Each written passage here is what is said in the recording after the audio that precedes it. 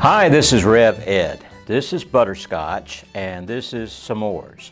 There were animated horses sold by Hasbro, but no longer available to be purchased from the factory or on the market. You have to buy them used somewhere. Now, I bought Smores, and Smores did not have this battery pack. This is the one that comes with the horse, and it operates on 6 D-volt batteries. And you slide it up underneath, and it has those connections right there. Now, D batteries add up to 9 volts when you use 6 of them. It's 1.5 volts each. They each have a little bit over 1,000 milliamps of current. And somebody would say, well, why don't you just put a 9-volt battery under there and operate your horse? Well, it does not have enough current to drive all of the motors. I discovered that a Makita cordless drill 9.6 volt has the correct voltage rating, and it also has enough current to drive all the motors in your Butterscotch or your Smores. So in this video, I'm going to show you how you can either replace this power supply with a Makita rechargeable battery that goes underneath. Yes, it's a NiCad battery that you just can simply slide out and put back in as you recharge it and use it. That's a whole lot different than going to the store and purchasing 6 D batteries over and over again to put in this power supply. If you have purchased either a Butterscotch or a Smores that does not have a power supply, then this is for you. Instead of trying to find one, they're very rare to find. If you can find one, let's say on eBay or Amazon.com, they range from about $50 to $80. We're talking about spending around $60 to have your own power supply with rechargeable batteries, very dependable, and will operate your horse just fine. So stay tuned to the video, and we will show you, not step by step, but enough information so you will know how to do it yourself. Okay, we're at eBay.com, and we're searching for the Makita. It's going to be 9.6 volt cordless drill. So let's enter that. We're searching for it, and we see various choices. Now, the 9.6 volt comes in either the pod battery that you'll see up here, and that's not what you want. You want the long, thin NiCad battery because it will fit under Butterscotch or Smores a lot better than the pod one. Now, you probably know this, that when you search around on eBay, you'll find a good price, but you want to find the ones that, be careful of what it says up under the number. In this particular case, if you buy this drill, it'll be free shipping.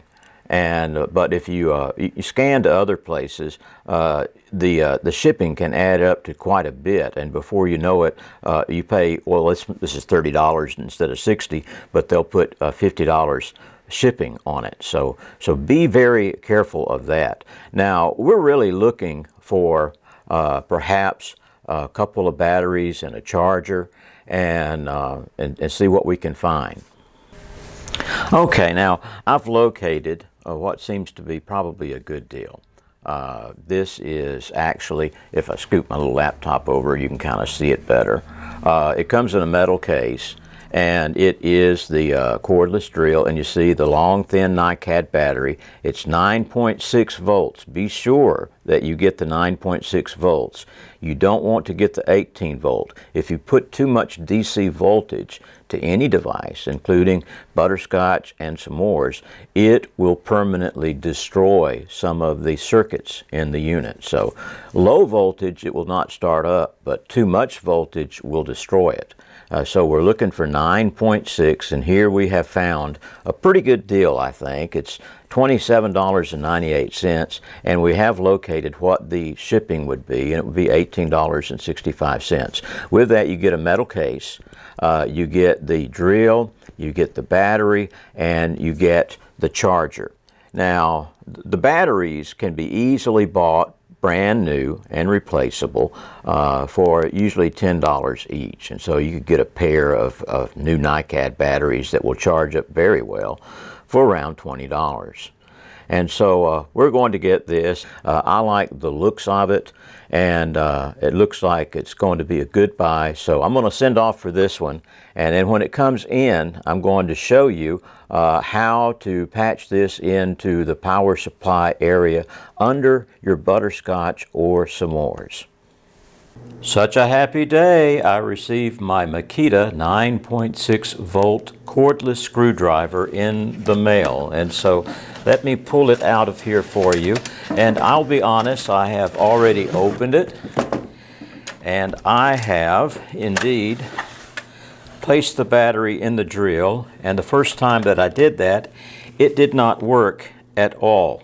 It was not charged. And so you pop the little holder right here at the bottom, if you've got enough strength, and you place it inside of the charger. This is the charger that came with the unit.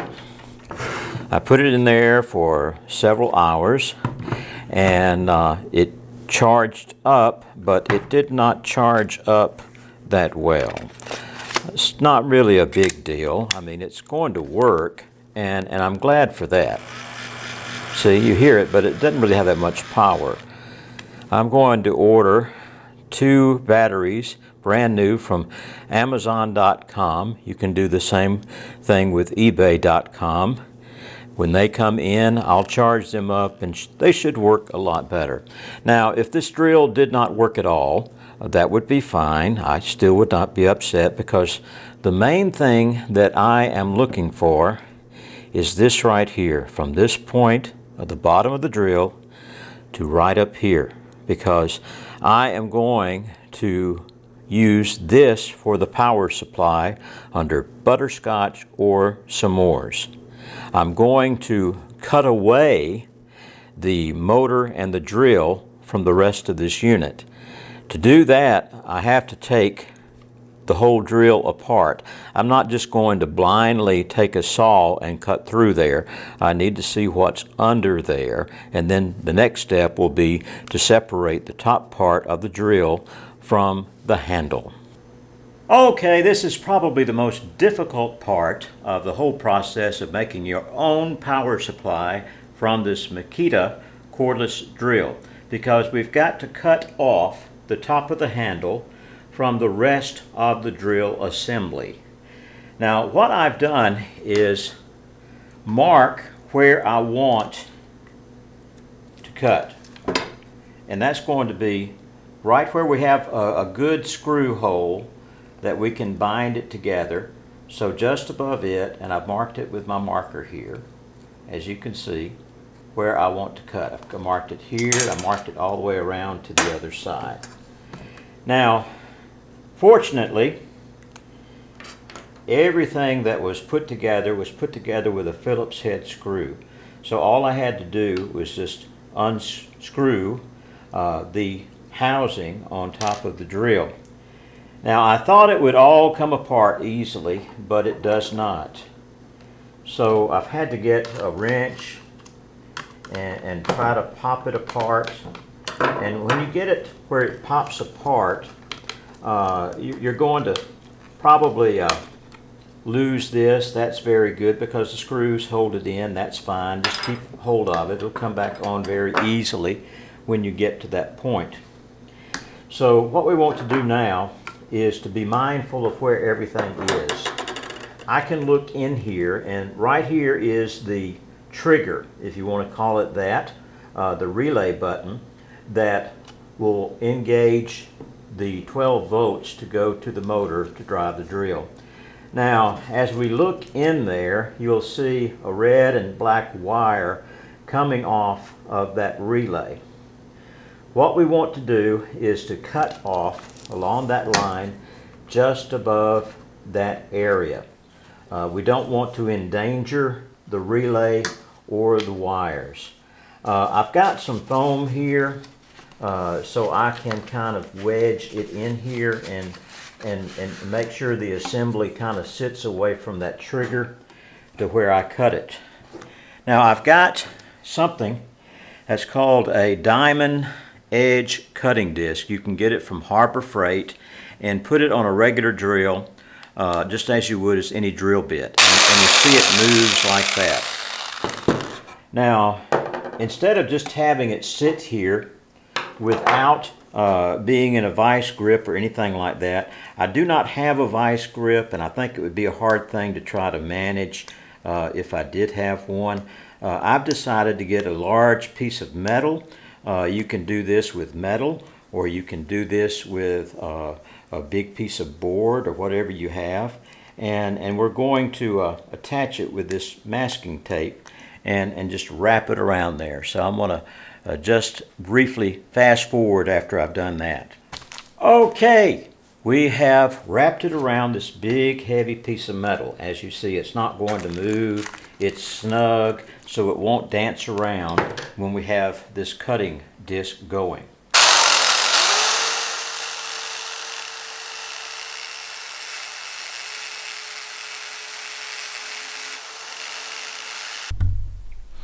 Okay, now it took some patience, but with that little drill, I was able to cut away on both sides just above that little screw hole right there, the handle on either side. Now right on top there, you're going to see that there's the trigger relay, and there's a couple of black and red wires coming off of that. Remember, we're talking about DC, direct current.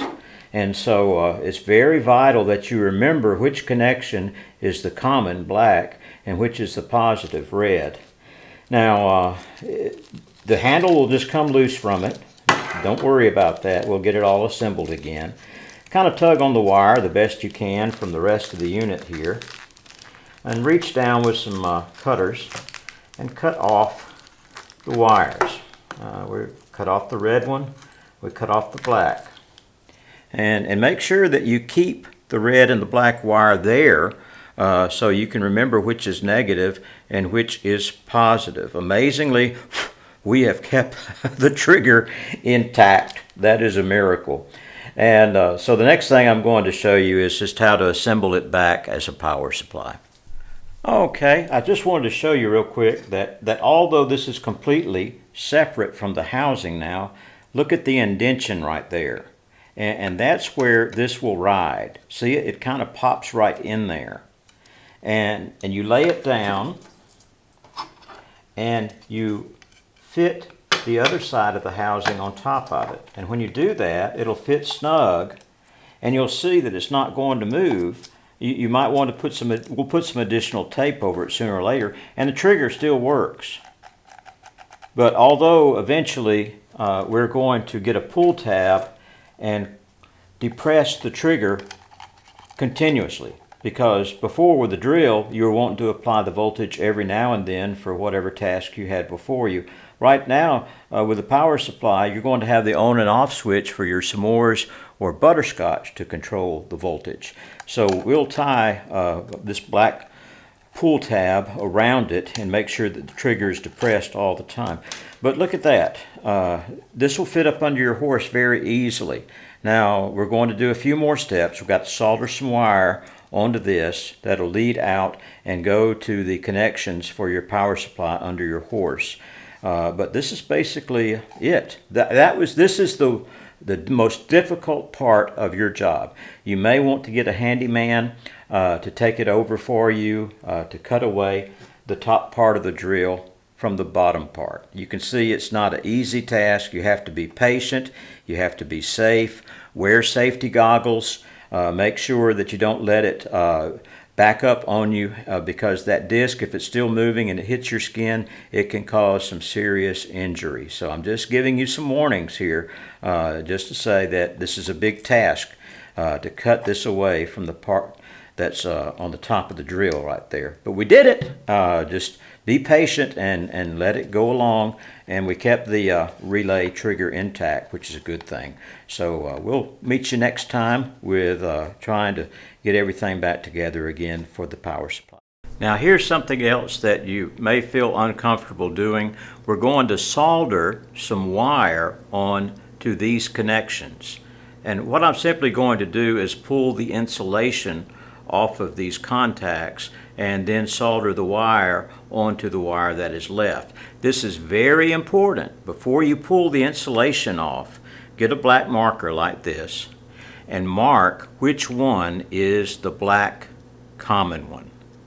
So we know when we pull the wire off and the insulation is no longer there to tell us because black is common, then we'll have the marker there to remind us that right there is the black common. We're talking about DC power. It's very important. So this is black. We've marked it black so we know the other one's positive. Now, if you feel uncomfortable soldering wire onto wire, you can always get someone to help you. Now strip away the insulation. Now, this is something else you may feel uncomfortable doing. You just have to be careful and never touch the metal part of a soldering iron. So we have the soldering iron, and what we're going to do is to put some solder on the tip of it and then on the wiring here to the relay system. There. And also over here. Now we're going to solder the ends of the wires that we are going to connect. You're probably saying, well, I see that there's a red wire and that there's a white, not a black.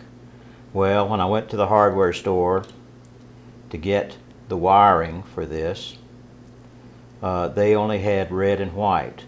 So as long as you remember that the wiring has to be red on red, and just remember, just in this case, white to black. That's very important, though, that red needs to go to red when you're dealing with this type of electricity. Be sure to bend all the wires just to where, you know, kind of have a little loop there, like that. See? And if it'll focus, there you go. And what you're going to do is to loop that onto the wire and press it down with the pliers to get it snug and tight together. Then you're going to solder it together. You're going to do this with every one of the connections that you have. So we're going to turn that one around. We're ready to connect to the relay. We're going to bend those wires in the same fashion. Okay, we have soldered the wires to the relay. Now it's very important that the red and the black wires do not touch. So what we are going to do is to get some electrical tape and wrap around those connections to make sure that they do not make contact. Now we have put some black electrical tape on those connections to separate them to make sure they don't touch each other. What I usually do is just get some little black tape and bunch it together and wedge it right in between the two wires, the connections. And then I tape it all down. That way, when you put the tape in between two, then they're less likely to touch each other. You've got a buffer zone right there. Okay, now we have it back together. The relay popped into a couple of little notches in the top, so it was pretty secure, and once you get the handle put together and everything screwed together, it holds the relay in the top part pretty easily in place. And the wires are coming off of it that you will connect to where the regular power supply of your Smores or Butterscotch horse usually is connected. Now it doesn't look great, but remember friends, this is up under the horse and nobody's ever going to see it. And it's going to save you from buying over and over again a package of 6D batteries. All you've got to do is to slide the NiCad battery into the handle there in the bottom. And the next step will be to connect it under the horse and show you how to connect it to the power supply area. Now we're going to put the battery inside of the handle to the drill that is our battery pack now. This is the old battery. It did not really hold a charge that well. So I have received a brand new battery, and it did well in the charger that we received from the eBay. It's all charged up. So what we want to do now is to test and make sure that the voltage is coming out of there. That will be the voltage to go to the circuitry in S'mores or Butterscotch. So there it is inside of the handle. I've got a voltmeter right here. I'm going to turn it on. I've got it set at 20 volts. Now remember, the hardware store did not have a black 18 gauge wire, so I'm using white. I'm going to place that right there against the common, and it shows, when it all evens out, that we've got just a little bit over 10 volts, which is kind of normal. We're looking at 9.6 volts, so that is still in the territory of being safe to operate our horse, Butterscotch or S'mores. I'm going to turn this off now and just show you something real quick. Since we have this handle, one area is raised higher than the other one. The other one is basically flat, but on both ends you have the protrusion of this disc that's a part of the clip that holds the battery in. Now, when I mount this under the horse, it's going to be on this side because the connector is going to be on the left side for the wires. And what I want to do is to build up to where it's level between the raised end up here and then this little disc there on that end. So I'm going to get some double-sided adhesive tape, and I've cut these rulers kind of basically in half.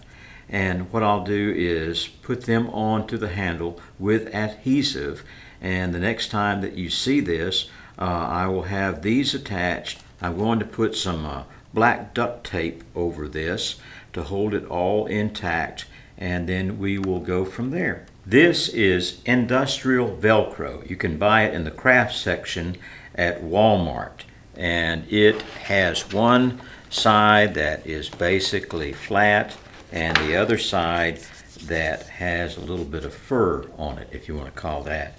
I've already cut out. This I'm going to place on the underside of Butterscotch or S'mores, and then I'm going to put this right across here, and then it'll attach this way. As you see, I have put the flat part of the Velcro under the horse. There is the furry part on the bottom of the battery pack.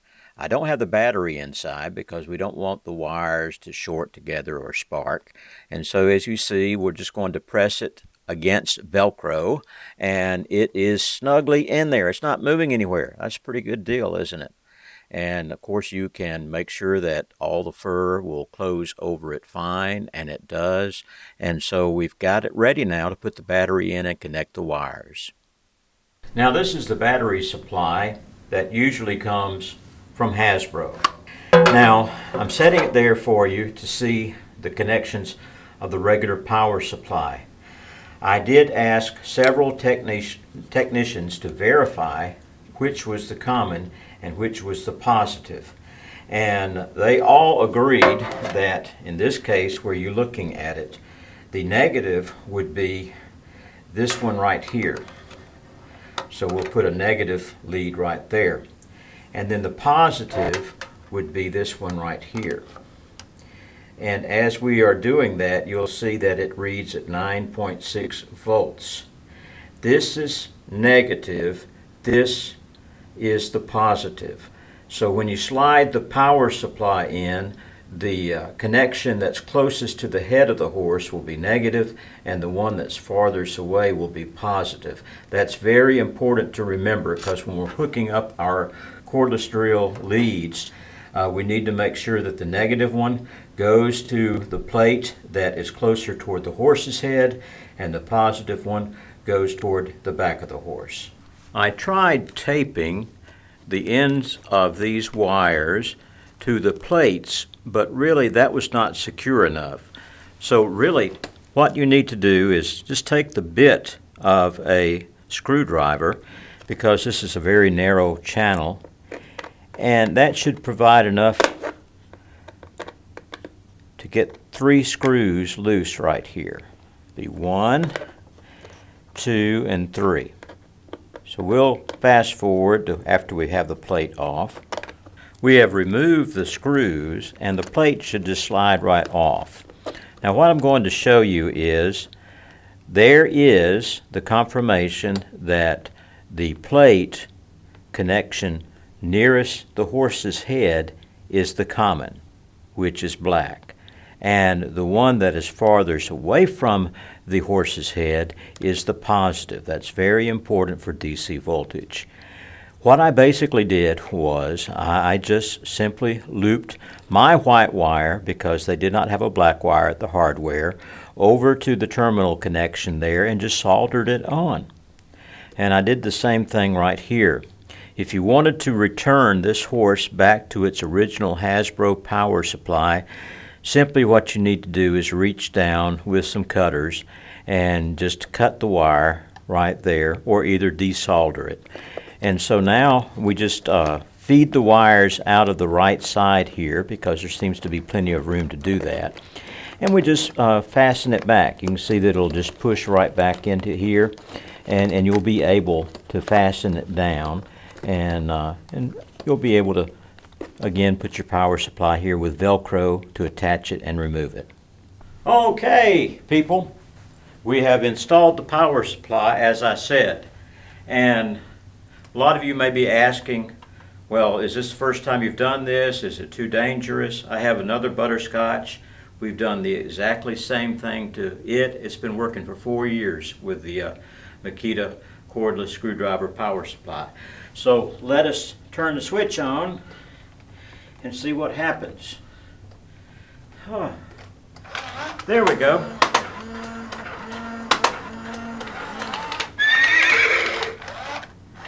Okay.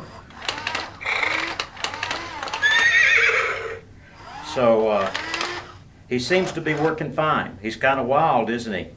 And so the power supply is working fine, and we're glad that he's got his juice going. And that's how you put your own power supply in your Butterscotch or S'mores horse. Okay, tell everyone hello.